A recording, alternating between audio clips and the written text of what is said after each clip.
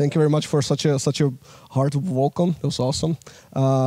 Welcome everyone. I'm super happy to see so many of you guys here, and at the same time, I'm very happy to see so many familiar faces. Because in case that some tomatoes will be flying, I at least know the name on it, so I know who to say thank you afterwards. So. My name is Milos Jerabek, and this presentation will be about not only about the biggest patch of in the history of World of Tanks, but one of the biggest game. As I see, I probably don't need to explain the game. There is few of my ex-colleagues who actually made that the miracle possible. But it's going to be actually about the leadership and what managers should do. You know, the guys with a coffee walking in the hallways. So. A little bit about myself, for those who don't know me. So 15 years in the industry, I think roughly like that. Through few companies, started actually as level designer, or actually the narrative designer at the beginning. I was writing a story. Then I moved to level design and ended up as majority of the less creative level designers in production roles. Because that's usually where your career goes if you are actually not so creative. Travel around Europe. Was in Slovenia, Czech Republic, Finland, then in beautiful Minsk with working actually on World of Tanks. And sorry, Ukraine is beautiful as well. I see the reaction in the crowd. And now actually I'm back in Finland with a few of my friends. We opened a new company doing some cool new stuff that I cannot talk about. Sorry for that. But if you, in 2.5 years, you hear that there was some suicide in Finland, it was probably me, and it didn't go so well as I was hoping for. But hey, enough talking about myself. Let's actually move forward. So this talk will be about roads, and it's not only about the World of Tanks, but it's going to be about every single project, every single product, even, because. Us as managers, the guys with the coffee that no one knows what they are actually doing, they have certain things to do during the days. And I believe that it's very important for the leaders to understand their role, but as well for the guys on the floor to understand that occasionally what they are actually doing. So in my opinion, gaming, that's not an IT. Like I personally hate when someone will say that gaming is just another part of IT. It's not. We are actually making entertainment. And making entertainment requires certain specific aspects. And I believe personally that the creativity is coming from inside. And some time ago when I was actually finishing Quantum Break, and we were crunching a bit, you know, the thing that never happens in game industry, right? And I was actually coming like at 1 in the morning, and I had a few friends over in Finland, and they were asking me because they were coming from a bar. It's like, why the hell are you doing this? Like, what is the reason for you to actually crunch like this? Like, why didn't you go with us? And just like, forget about the work, right? And actually, I was so tired I wasn't able to even answer, and just went to the bed. But afterwards, I was thinking about it. It took me almost 2 months to find out the answer, and for me, the answer is actually a small flame, you know, small fire inside myself. And I found out that that's actually similar to many of the game developers. There is a fire inside that pushes us forward, that actually pushes us to do great things, to always be better, to always be the guys who wants the great things and great stuff, and who are the pushers forward. When the flame dies, usually the developer is not so great, especially on the art side or design side. It's basically the end, and that's the reason why I'm always actually trying to push forward. And I believe that as a manager, that's one of the main things. You should always protect the fire in your people. You should actually emphasize it. You should encourage the creativity. You should push the boundaries together with them. You should let them to actually push forward. You should let them to do great stuff, because that's exactly what we want. Let's be honest. Developers, we are show-offy. We want to do the greatest possible things. We want to show the other people the cool stuff we can actually do. It's exactly what we love, because we love to do that, and we love the games we are working on. And if we do that, and if the leader is taking care of that, then I believe that the majority of the part of his job and his success is already there, because that's actually his role. And I believe that I was partially behind that as well on World of Tanks, because the guys did amazing stuff, and they were just not able to somewhat push it through. And that's another role that the leader actually has. many ways, and especially in big projects, there's lots of different parts, and that guy needs to be the guy who is actually pushing it forward, who is saying go, even though guys are like, we don't have the right answer maybe. Well, guess what? There's never a good answer. There's never right answer. There will never be up until you try it, and you have to try it, and that's his job, to try it out and actually let the guys to try. And the last one, well, his job is to ship the fucker. I actually stolen this line from one of the guys I was working with, Sami Järvi, or Sam Lake, the face of Max Payne. He doesn't like if I would say it this way. And I will need to apologize to him that I stolen it from him. I have a perfect picture where he explained that. He was actually pointing on a whiteboard, but I didn't have time to send him a message, otherwise I would actually show you guys. He came up with this one when we were shipping Quantum, and it came up from in a moment when one of the most creative person I know, Sami, actually said, you know what, guys? It's time to ship it. Let's actually start talking about how we will ship it. I was like, wow, that writer, that creative dude just actually say we have to ship it. This was actually the leadership that when I actually saw how strong he is, because he was able to sort of suddenly like say, okay, enough to myself. We have to get out. Because to be fair, if you don't ship the project, if we don't get it out, well, no one will see it.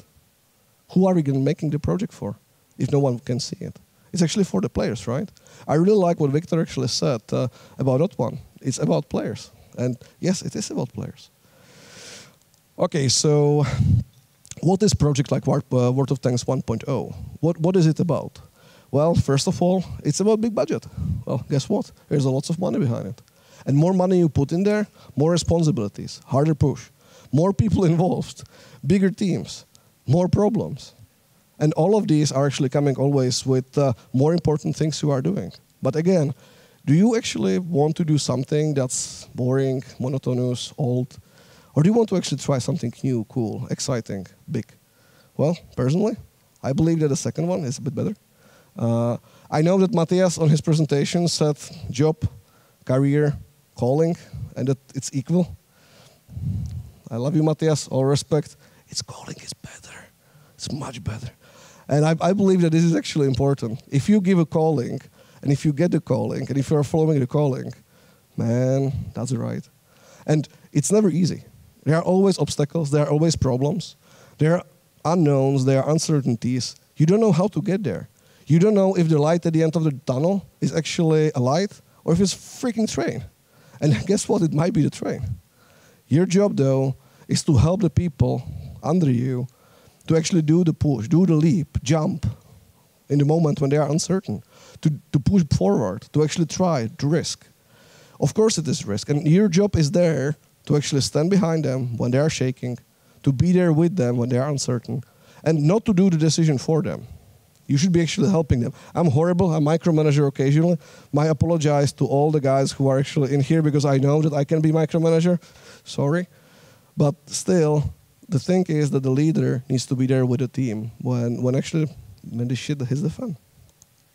So how actually World of Tanks 1.0 started? It was very interesting from my perspective because it started as sort of pet peeve project of some of the engineers who actually got bored and they found out that they would like to do something cool. Because let's be honest, in 2016, World of Tanks was a little bit the ugly duck. Sorry, Sergey, not the HD tanks, okay? The HD tanks rocked, they were super cool. But, you know, the maps could be better. It wasn't something that you would actually tell your friends, like, hey, I'm playing this awesome looking game. Well, no. There was a little bit better games outside, a little bit better looking. And the programmers actually wanted to do that. They actually wanted to do cool shit. They heard about the GI. Back in the days, it actually sounded pretty cool. And they wanted to try something. And they created really good tech stack. Something that was actually really meaningful, really powerful. Something that was actually showing pretty much promise. But everything actually fell apart in the communication. They were trying to sell it to the artists, to the management, and they failed. Actually, were not able to do that. And they were just literally sitting on the code. And one of my friends, actually, when I was giving him the speech, because I was training on him, I was a bit nervous. And he actually said, well, sitting on a code is very bad annotation. Like the emotions are bad when you say that. Well, yes, that's exactly what I wanted to do. It is bad on sitting on a code. You should never just sit on a code, right? We should be actually doing the code for something good. And the guys felt exactly the same way. They felt bad because they wanted to get it out, but they didn't know how. I really like what Paul Barnett said in a 4C Kiev when he actually mentioned that, and sorry for pardon my French, but he actually said that you can actually take shit and present it really well, and it will actually go through the green light. You can actually take amazing thing, badly present it, and it will never get anywhere. And this is actually the truth. For every single designer and every single manager, the presentation is very important. For a really simple reason, because if you don't present it well to guys, to the big shots in Microsoft and EA, well, guess what? They've seen many of these, and they are just managers. They don't have much time. And if you actually don't present it well, it will fail, even though it was awesome. But then, there was one meeting. One meeting where actually Gleb Dokuchaev, who is not here, but it's really good, really great guy. He was a lead technical artist back in the days, and now he's the art manager. He actually presented me what they are doing, because I just joined.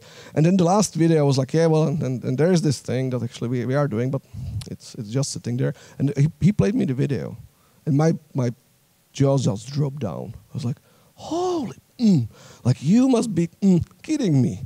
And he was like, why? I was like, well, this is freaking awesome. It's like, how is it possible that no one is working on this one right now? Everyone should be working on this one. This is actually awesome work.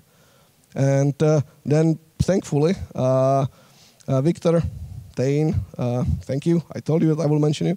And Matthias, they actually saw the potential. And they were actually the guys who then said, like, okay, well, you know what? This makes sense. This has actually potential. And they believed. Even though we didn't have many things, but when they saw it, they said, like, yeah, we want this, and we want this bad. And they said that we need everything immediately, of course. And that was actually one of the problems. There was a shit ton of content, like crazy amount. Imagine that you have all the maps in World of Tanks, and you have to actually work on them all together. One map took, at that moment, 3 to 6 months. We found out that we need to do one map in a month. Well, you know, there is a joke. Like if you hire, if you take a kid and the kid is born in 9 months, hiring 8 more months will probably not get you the kid in 1 month, right? Well, surprises occasionally happens. And this boy was actually at the end born with the 1 month per level, which was amazing. But back in the days, no one believed it. There was so much content and no one, we actually didn't know how to do it. I remember when Nastya Atanasova actually came to me and she was like, well, man, like, how are we going to do that? I was like, hey, we will do it. We have to do it. We must do it. And when we actually shipped them up, or the 1.0, and I was asking her, well, so did you believe me? Did you believe at all? She's like, nope. I thought you were just crazy. I thought this is never going to out. Like I didn't believe. And this is exactly the role of the lead, the role of the manager. Guess what? I had a hard time to believe it. And when my supervisors were asking, I was like, well, yeah, well, we are doing it. Hopefully, yeah, that looks fine. There are questions. And that's the thing. But I was actually standing there when the guys were asking, because it was really difficult. And it was a super difficult time. And to be fair, the leader in that moment, he needs to be the strong guy in the room, even though he has emotions. You know, like people are saying, well, you have no emotions. That's not true. I do have emotions. Of course I do have emotions. Well, guess what? I was crying at home. I was crying at the office. You didn't see that? Well, good. I actually succeeded, because you shouldn't see that. I should give you some emotions, mostly the positives, but that's my job. That's my role. My role is that all the emotions you have are actually projecting to me, and I will actually get back to you and actually can calm you down, can show you that we will do it together and be there with you. And that's for me the most important job of the manager, to actually be the strong guy who can be in the room and actually prove to the others that, like, we can do that. He's not the guy who will do that. He has the coffee mug. He doesn't have the mouse. But occasionally the coffee mug might be really strong because there might not be coffee. And that's another trick that as a manager you can do. And you know, the one thing which was really important in that moment were that occasionally you have to do decisions that might not make sense to you, or actually some easy ways might actually feel like the way forward. And in our case, which I would like to use as an example, was the moment when the guys came with like, okay, well, how about if we do it on 2 engines? We will have the one that will have actually all the cool stuff. We will have the second one that will not have 0 cool stuff. But if something happens, we can use the second one. Well, now hands up who are engineers in the room. Okay, perfect, few. So guys, do you think it's a good idea? Yeah, well, I think so too. On the other hand, from production perspective, it looks great, right? We have plan B, awesome. We don't need to rework all the maps, awesome. What could go wrong? Well, we will need to have double the amount of QA. We will probably have much more problems on the compatibility. Well, I could probably go on.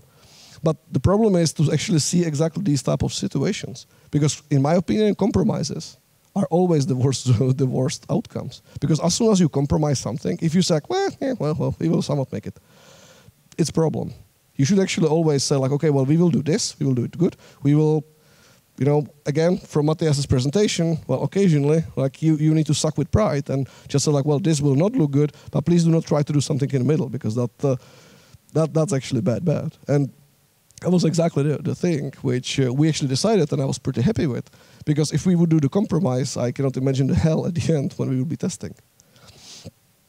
But many people are always asking me, like, what is in my opinion, the difference between a good game and a great game? Well, I will actually here use God of War. And I spoke with one of their, I think he was lead technical artist in Brno on one of the conference, Game Access. And I was talking with him like, okay, how did it go? And he was like, well, it was great because 1 year before the shipping, Sony came. They checked out and they said like, well, this is a really good game. And you have 1 more year to make it awesome. This is exactly how you make games awesome. It's the polish. It's not the time when you are making the game. It's not the time when you are thinking about the game. It's the time when everything is somewhat there and you are actually putting the additional time.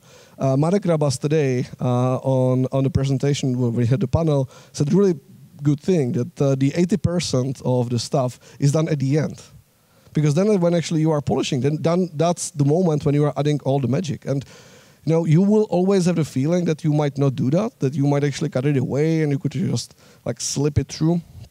Well, you will get okay game.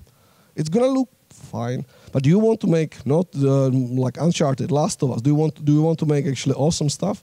Well, then prepare for polish because you will need a polish. That's the time when you are actually doing all the coolness. And when the guys are coming to you and asking you about the polish time, you need to be careful between yes and no because you need to give them some. For me, the time was actually when the guys from the audio team came and said like, hey, Milos, we have a dream. And they actually played me a video. I think it was Himmelsdorf. Audio guys, are you here? Awesome, sorry I didn't see you. Was it Himmelsdorf, the first one? Yeah, hey, I remembered correctly. And they actually played Himmel. And they put the new music into it. And I was like, holy crap. This is pretty impressive.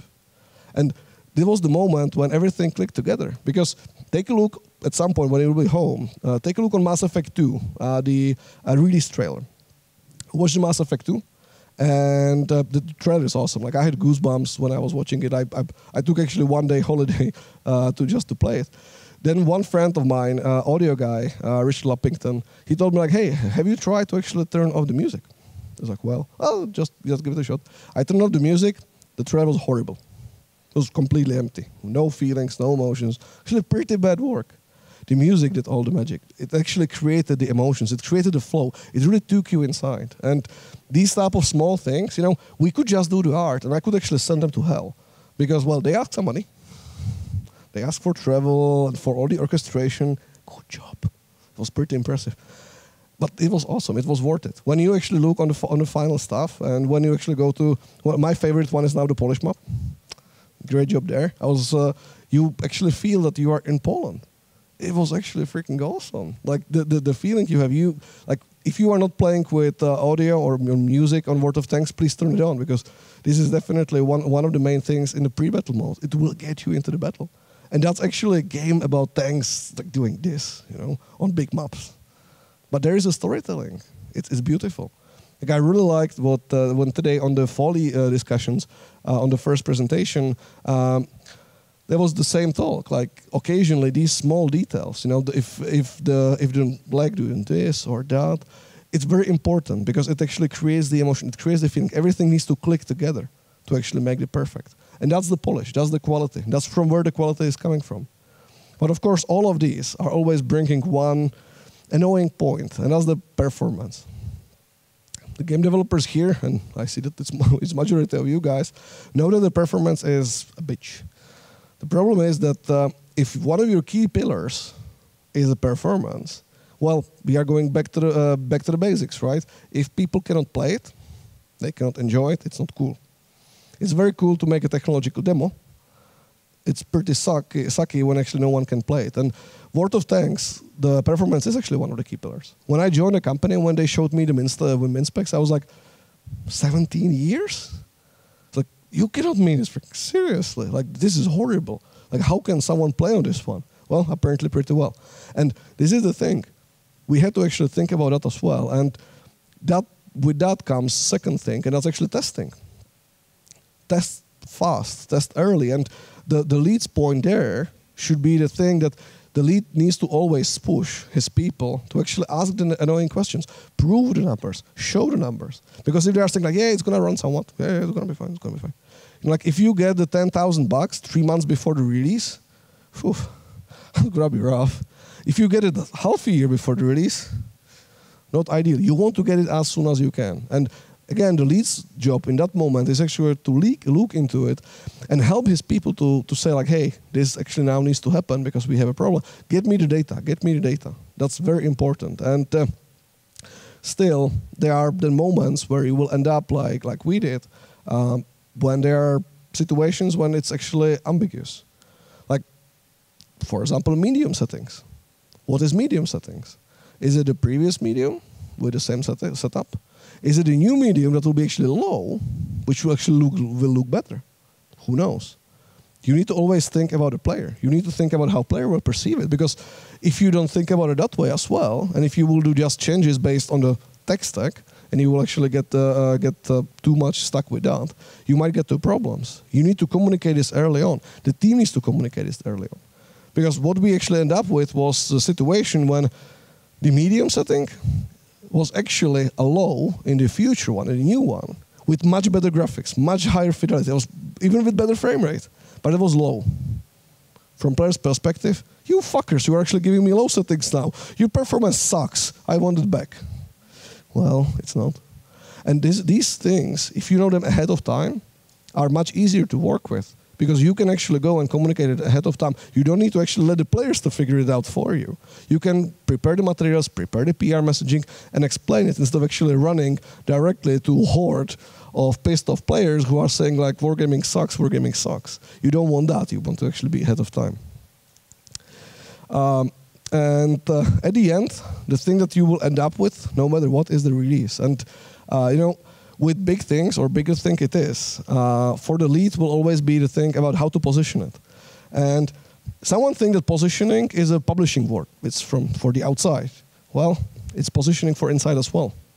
Because your team is actually one of the customers from a different perspective, especially in game as a service. Slava yesterday said that he's been actually with the team 10 years. Guys like Sasha Bakevich was there at the same time. We had lots of guys in a team who were there for super long time, who actually are working on the games for years and years. And it's a little bit of an old thing, and they actually need some feelings. On a box product, you have a great bonus once per 2-3 years, or 10 if it's Mafia 2. Sorry to all 2K people here. Then you are actually getting to the situation when once per time you will actually release the game, and all the endorphins, everything is coming, and that's the moment for the team to push. In game as a service, you might have 10 years of patches, and patches, and patches, and more tanks, and more tanks, and more vehicles. And you need to even position it within a team. You need to explain to the team that they are doing something cool, that they are doing something meaningful. You should always look for something meaningful for them. Because if you don't do that, the team will actually end up with basically just feeling of emptiness. They need to get actually the feeling that they are doing on something that is important, something that is really, truly amazing. And that's, for me, way more important positioning than the positioning outside. Because for positioning outside, publishing will do it for us. Sorry, guys, who is here from publishing. But for us as developers and as leaders, The most important thing is how our team will perceive it. Because I really like when there was the talk from Victor that like, okay, the game is the most important thing, but the second thing is actually the players, right? And they are actually even more important because they are playing your game.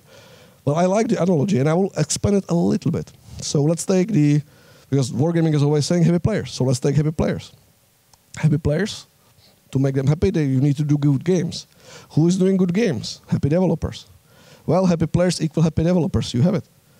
And that's what you need to do. The guys actually need to be excited. And that's actually, again, the lead's job. The leader's job, the true leader, will actually give them the feeling of excitement.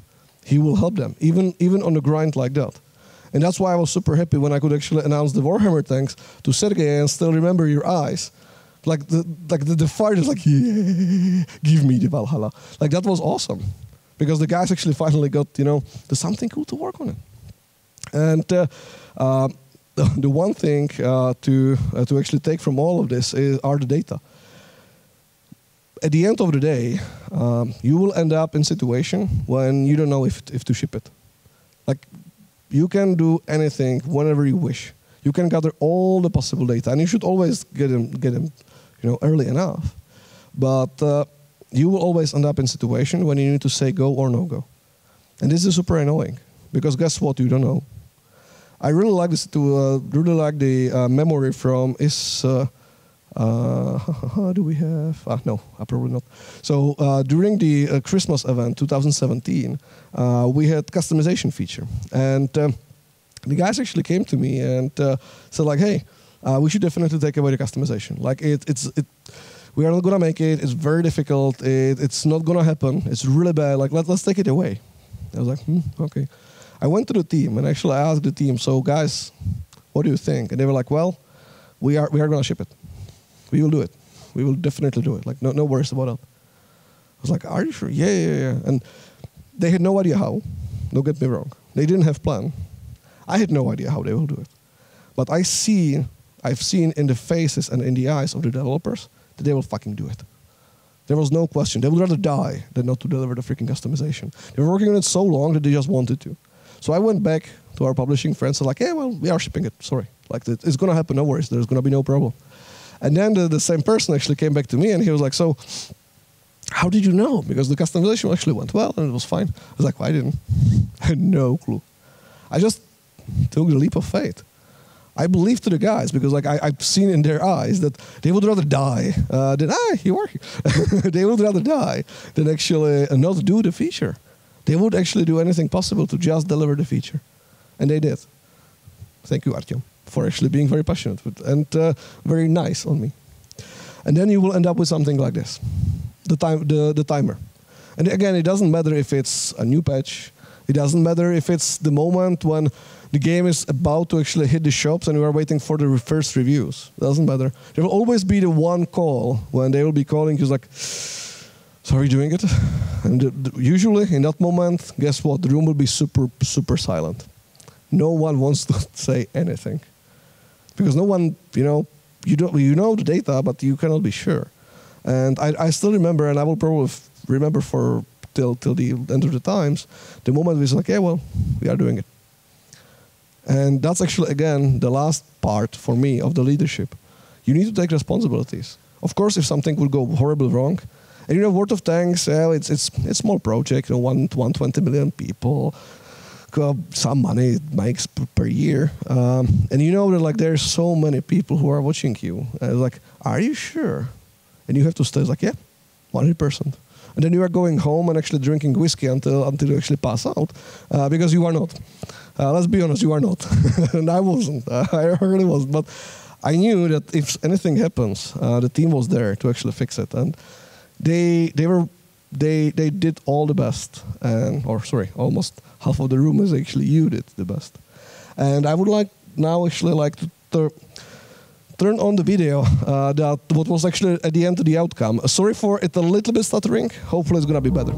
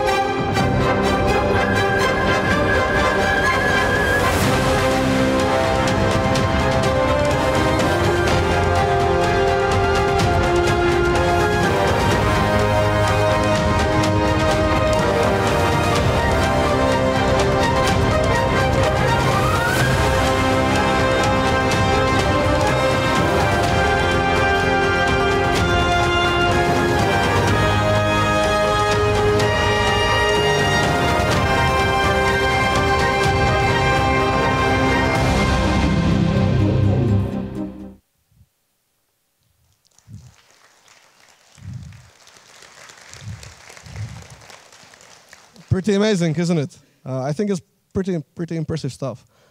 Before we go forward, I would like to do one small thing. Can please all the word of thanks, guys, and doesn't matter if you are Kiev, Minsk, publishing, developer, I don't care, could you actually all stand up? Awesome. And can I ask once again for massive applause to them?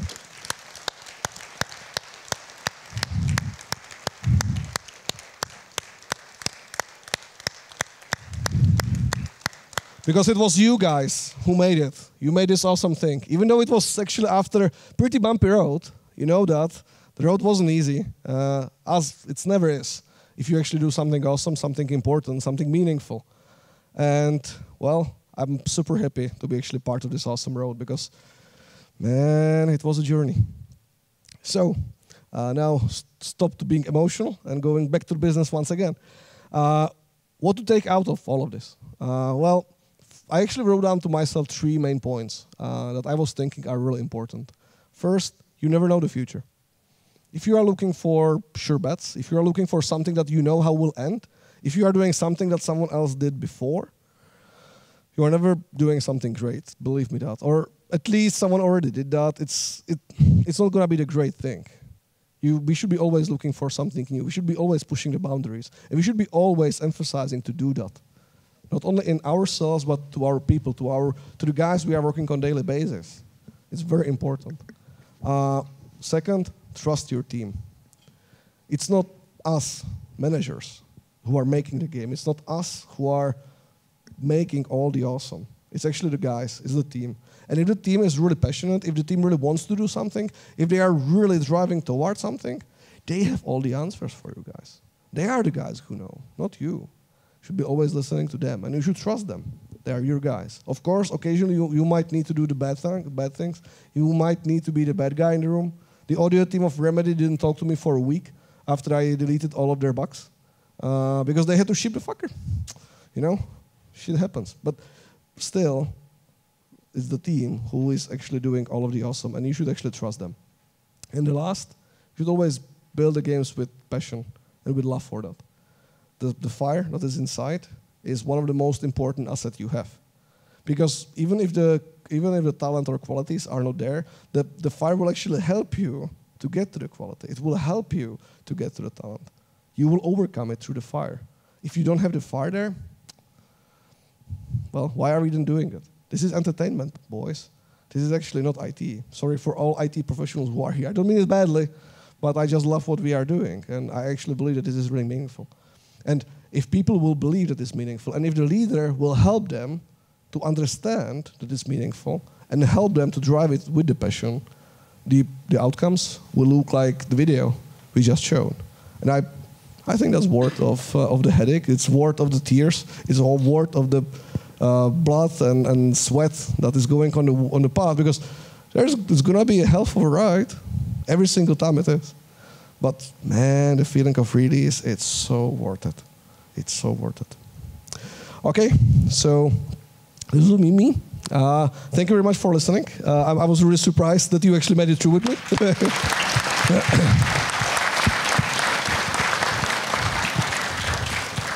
Thank you, and well, now is the time for questions, if there are any. Raise your hand if you have a question, and we will come over with a microphone. Yeah, or you can always pick me up outside as well. But try to do it now.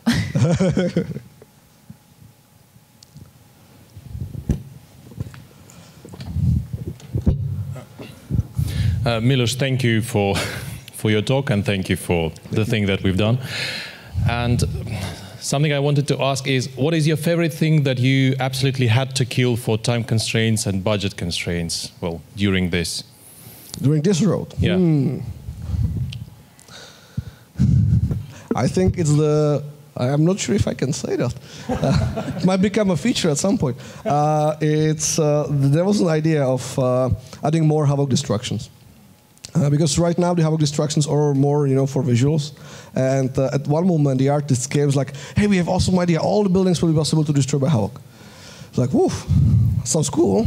Really, really impressive. How much is it going to cost exactly? And do you know what it actually will call? And how much of a gameplay will change? And there was so many questions that then at the end, even though I'm super excited about it, and you can ask the level designers, I was always asking them for levels that will be dynamically changing and stuff like that. And I love it because I'm a level designer, and of course I do want to do the level design coolness anyway. This was one of the biggest pain points for me because I was like, well, it would be cool, but A, we wouldn't have time for it. It was way too risky, and it would open so many, boxes, like Pandora's boxes that could actually cause, that I had to actually say no after all. Thank you. More? World of Tanks team has questions, maybe? Okay. Yes. Oh, Thane Lyman has a question to Milos. Okay, for those who don't know, that guy was my supervisor at the beginning, okay? He was responsible for a lot of the changes. So, Milos, if you think about all the things that you went through on this, and you could go back in time and make one key decision differently, what would that be? What do you think and look back and say, oh man, we really missed this, or boy, if we had known that, what would you have done differently? Wow, it's a really good one. This is also one. Let me think a while. Well, so one that it comes immediately to my mind, and that actually prolonged the development a bit. And at the start, you remember when we actually started looking for outsourcing companies. I bet for one, and like I was thinking, like, should we actually diversify and try multiple companies at the same time, or should we go for one that will have the capacity and rather actually focus on that? Let's say that we were missing few tools, documentation, and translations, like all. Then we had a little bit difficulties with that, and I was like, well, it might be actually rather better to go with the one, and we will just focus all there. And 1.5 or 2 months later, we found out that they actually don't have the capacity, and they have never had. And we had to actually go to everyone anyway. So I would say that was probably the first thing that at least comes immediately to my mind, because there we lost at minimum 2 months, maybe even more, because we had to actually keep looking. So I would say that we actually lost 3 months. I'm not saying that in that moment the thinking was wrong, but the outcome was horrible. And I think if I would be doing it again, I would rather actually keep at least looking and start discussions with multiple than only one company. More on that topic in a few hours during the party, right? More questions? Then maybe let's thank Milos again and yourself, everyone in the room. Thank you very much, guys.